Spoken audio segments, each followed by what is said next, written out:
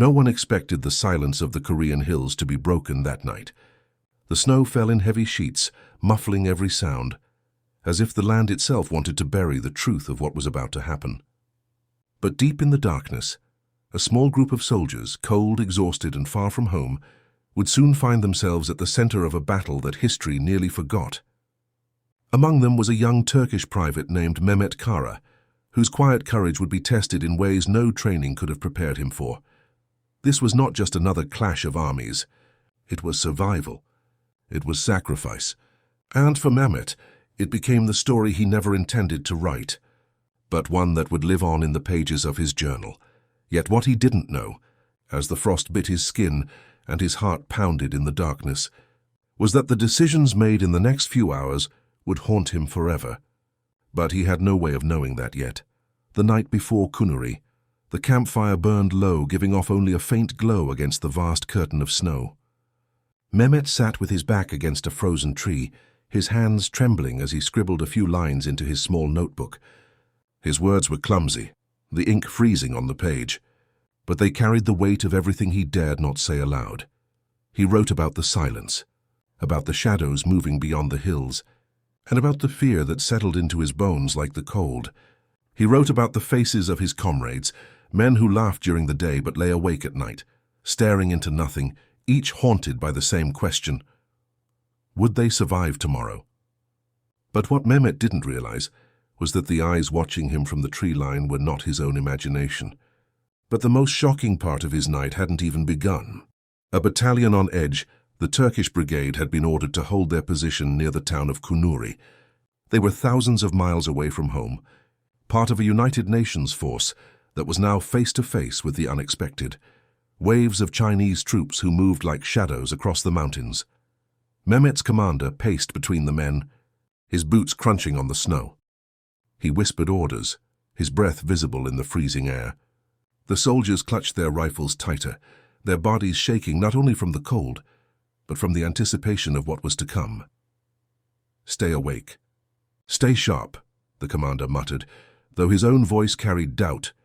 At that moment, Mehmet felt the weight of something more than just fear. It was responsibility, the knowledge that his comrades depended on him, that one mistake could mean the end. Still, he had no idea of the betrayal buried deep in the shadows of their ranks. But the real enemy was not only outside their camp. Whispers in the dark. The night grew colder, the silence sharper. Mehmet thought he heard whispers. At first only the wind through the trees, but then something more deliberate. He raised his rifle, squinting into the darkness. Nothing, only snow. Only shadows. He lowered his weapon, but the unease stayed. The whispers might have been in his mind, but the journal he kept did not lie. In careful handwriting he marked the moment. There is something out there waiting for us. I can feel it, but what Mehmet couldn't yet understand was that the sound he heard was not just the enemy preparing to strike. It was the first thread of a secret that tied one of his own comrades to a past betrayal. A betrayal that, if revealed, could tear the brigade apart. The last hours of peace as dawn crept closer, Mehmet's thoughts wandered home. He pictured the narrow streets of his village, the sound of his mother's voice calling him for supper, the laughter of his younger brother running barefoot across the yard. For a fleeting moment, warmth touched his frozen heart. He wanted to believe he would see them again. He wanted to believe that this war, this nightmare, would end. But deep down he knew. Wars did not end easily, and men like him were often swallowed by them. He looked around at his comrades, some asleep against their rifles, others whispering prayers into the night. They were boys, really, not much older than himself. They carried the weight of history on their shoulders, but they were still human, and humanity is fragile. But fragility was the very thing the enemy would exploit. Just before dawn, a flare lit the sky in a blinding white arc. The soldiers jolted awake, rifles raised, hearts racing. The snow lit up as if the moon had burst open, casting long shadows that danced menacingly across the ground. Mehmet's breath caught in his throat. This was it. The moment they had feared, the moment they could not escape. Positions! The commander barked. The men scrambled, slipping on the ice, fumbling for their weapons. Mehmet's journal fell from his coat pocket, its pages fluttering open in the snow like a desperate cry to the heavens. The first shots rang out, echoing through the frozen valley. The stillness was shattered, replaced by chaos. Mehmet pressed himself against the earth, the roar of gunfire drowning out his own thoughts. He thought he was prepared. He thought he understood fear. But the truth was, nothing could prepare him for what was about to unfold, because in the next moments, Mehmet would face not only the enemy charging from the hills, but also the shocking revelation that someone within their own ranks had been keeping a secret that could cost them everything. The ground shook as explosions lit the horizon, snow and soil flying into the air. Mehmet gripped his rifle with trembling hands, his breath shallow. He turned to shout to the soldier beside him, only to realize the man was gone. And when he finally saw where that soldier had gone, the truth made his blood run colder than the Korean winter itself. Chaos at dawn. The first minutes after the flare exploded in the sky were pure madness.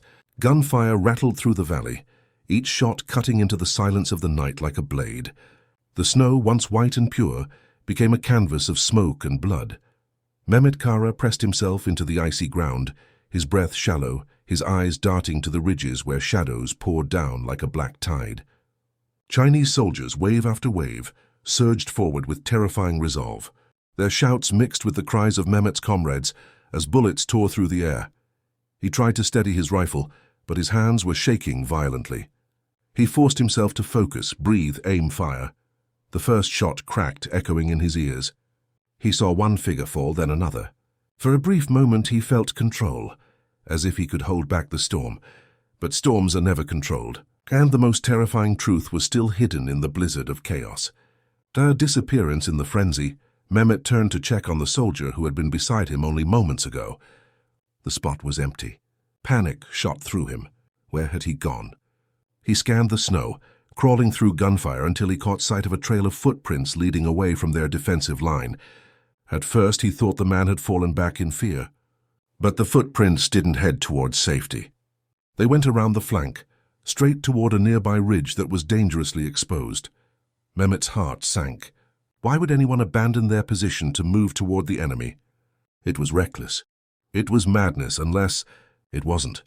But if the truth about that soldier's intentions came out, it could destroy the brigade from within. Holding the line, the commander's voice roared above the chaos. "Hold your fire steady! Don't waste bullets!" The men obeyed, though fear etched every face. Mehmet's friend Ali shouted over the noise, "They keep coming. We can't hold them forever." Mehmet fired again, the recoil slamming into his shoulder. He felt the sting of powder burn on his skin, the acrid smoke filling his lungs. Every second stretched like an eternity. Inside, he wrestled with the fear clawing at his mind. What if Ali is right? What if we're already lost? What if no one back home even remembers us? But then he forced himself to remember his family, his mother's voice, his younger brother's laughter. That memory gave him the strength to keep firing, to keep living, at least for another moment. Yet even as he fought, he knew something was wrong.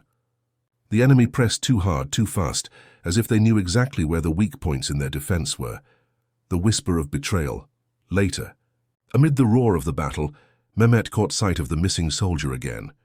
He was crouched behind a boulder, well outside the defensive line. His rifle wasn't raised. He wasn't firing. Instead, he appeared to be signaling, gesturing with his arm, flashing something toward the enemy lines. Mehmet's stomach twisted. No, it couldn't be. Not one of their own. He wanted to scream, to point, to tell the commander, but the sound stuck in his throat.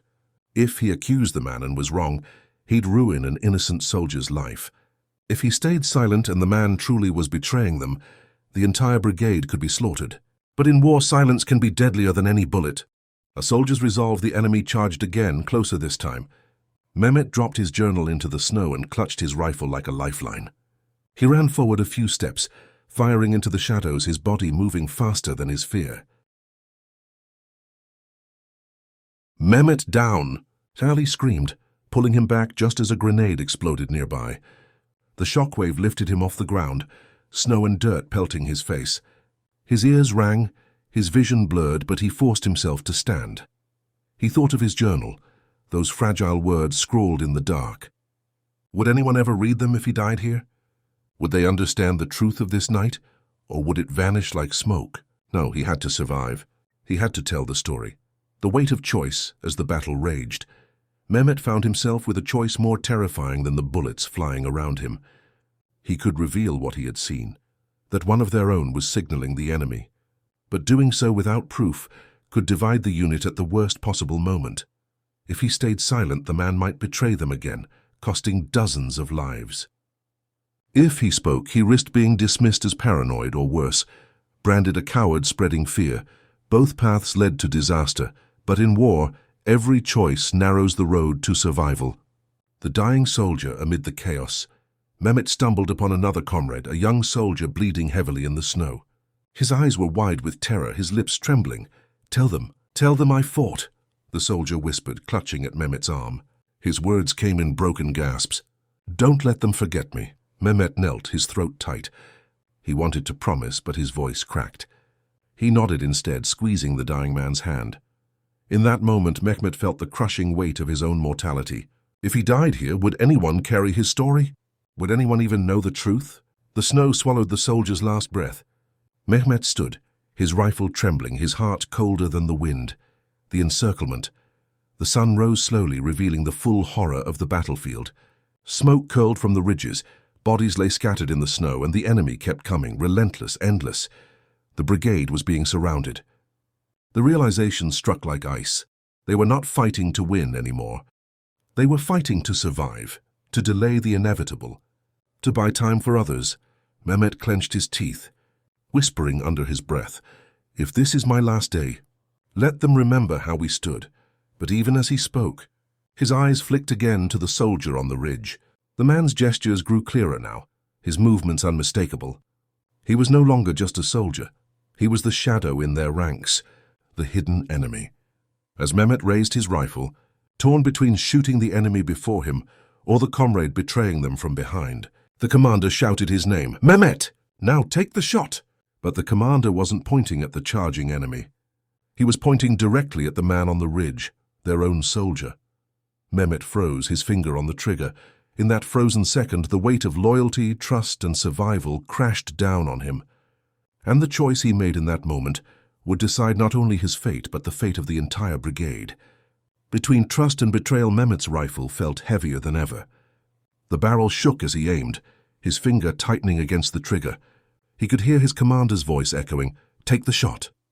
But his heart screamed in protest. Could he really kill one of his own? The man on the ridge stood exposed, his silhouette clear against the pale sky. His arm flashed again, signaling into the distance. Mehmet's stomach churned. The evidence was undeniable now. This wasn't panic or retreat, it was betrayal, yet doubt clung to him like frost. What if I'm wrong? What if he's trying to warn us, not betray us? If I fire, I might be killing an innocent man. But the truth was far darker than anything Mehmet could imagine. A split second. The Chinese assault pressed harder, bullets cutting through the snow like knives. Mehmet could feel death closing in from both sides. His comrades screamed, firing wildly, scrambling to hold the line, and there he was, frozen between two enemies, the swarm charging from the hills and the traitor within.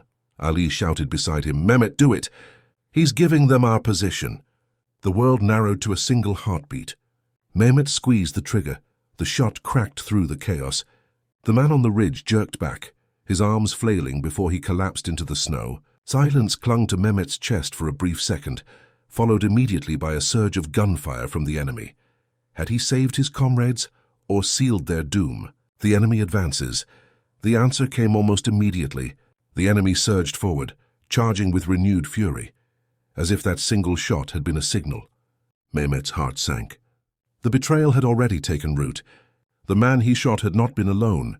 He had been part of something bigger. Rehook number 2. And killing him was only the beginning of a darker revelation. Grenades burst around them, snow and smoke consuming the trenches.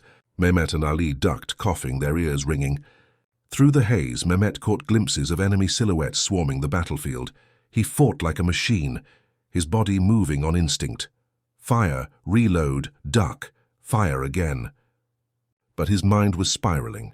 Did I kill a traitor or a brother? The weight of conscience amid the chaos. Mehmet found his journal buried in the snow. The pages were smeared with dirt and ash, but it was still there, his fragile connection to sanity. He clutched it against his chest for a moment before shoving it back into his coat. He thought, "If I live, I'll write the truth. If I die, let this journal tell my story." But another thought haunted him, darker than death itself. What if the truth is that I killed the wrong man? His hands trembled as he fired again. Each shot felt heavier than the last. The commander's doubt later. During a brief lull in the assault, the commander approached Mehmet. His face was stern, but his eyes betrayed something else, uncertainty. "You took the shot," the commander said. "You did what had to be done." But Mehmet heard the hesitation in his voice. The commander wasn't fully convinced. Doubt spread through the ranks like wildfire. Some soldiers whispered that Mehmet had saved them.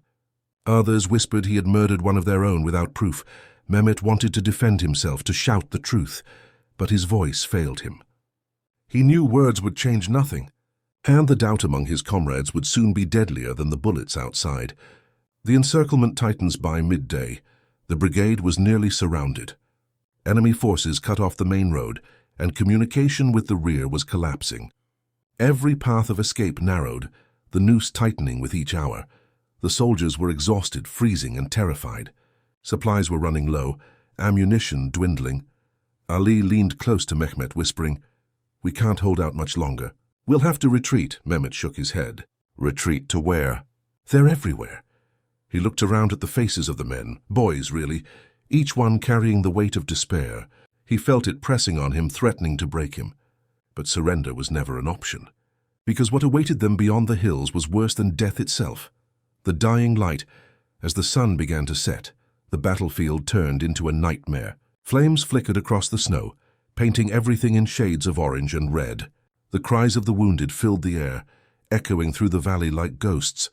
Mehmet dragged Ali behind a broken wall, both of them gasping for breath. "We can't stop," Mehmet muttered. "If we stop, we die."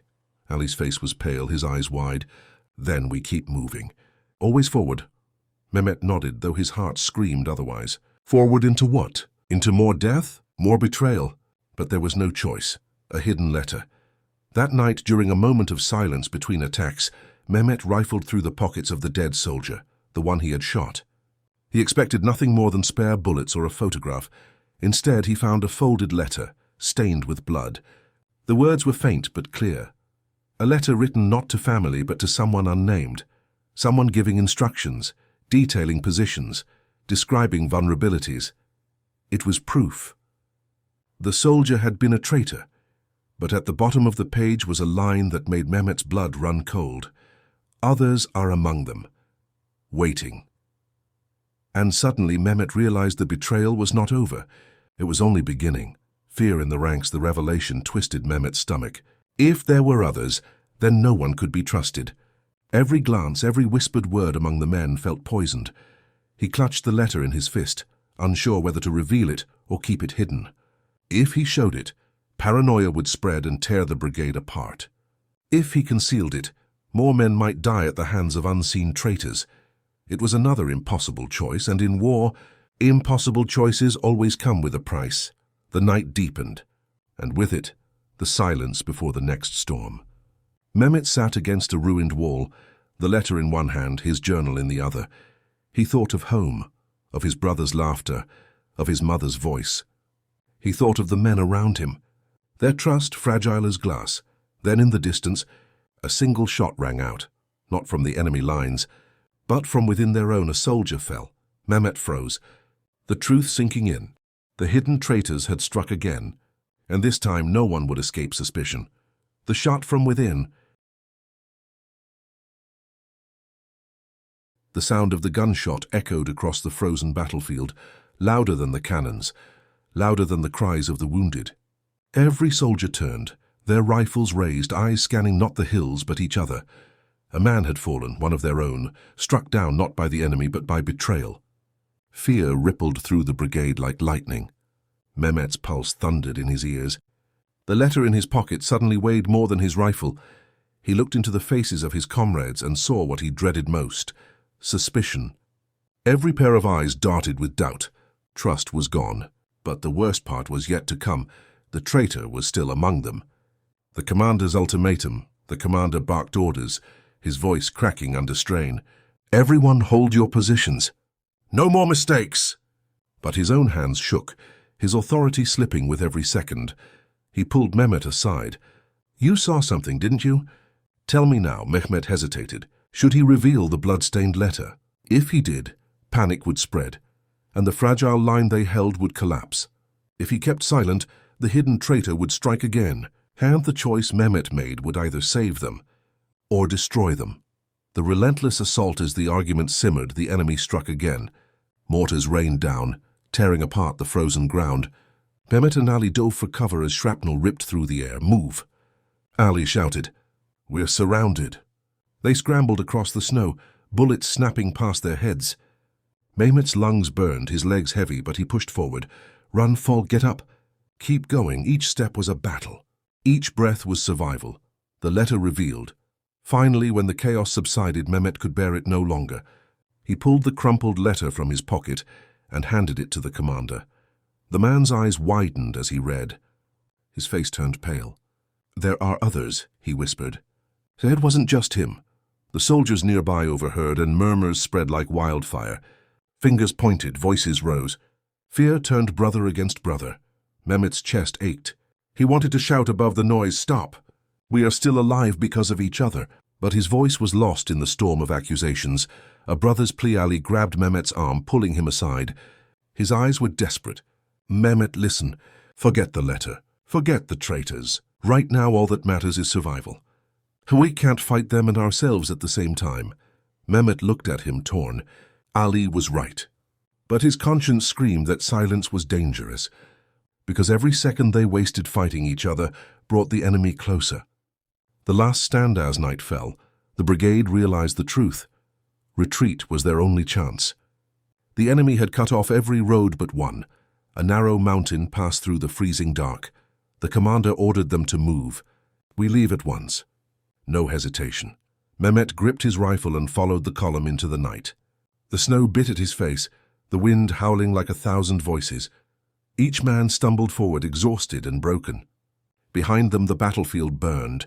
Ahead of them only uncertainty waited, the final choice. Halfway through the pass, Mehmet heard it again, the faint whistle, the signal he had seen before.